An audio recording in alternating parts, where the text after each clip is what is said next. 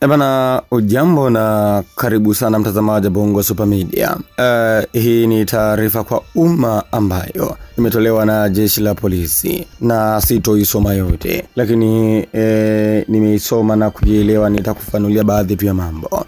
Katika taarifa hii kwa umma wameeleza kwamba kutokana na vurugu ambazo zimetokea katika uchaguzi wa mwaka wa 2025, baadhi ya watu walikamatwa na wakawekwa ndani.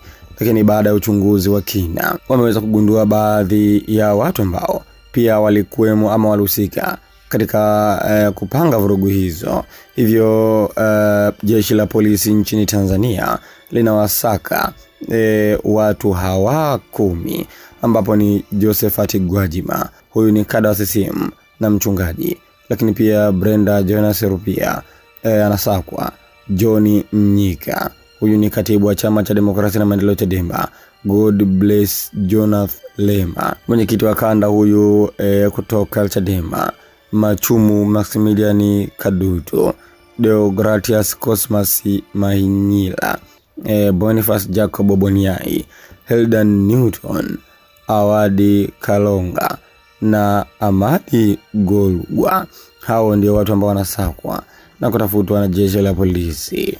Baada ya uchunguzi wao kwa kina, wamebaini kwamba na watu wao pia walihusika kwa namna moja ama nyingine. Sasa mtazamaji wa Bongo Super Media, wewe maoni yako ni yapi kuhusiana na watu hawa? Na jeshi la polisi limesisitiza kwamba kama wameona taarifa hii, basi inabidi wajisalimishe katika kituo chochote kilichopo karibu na wao, ili taratibu zingine za kisheria zifuate.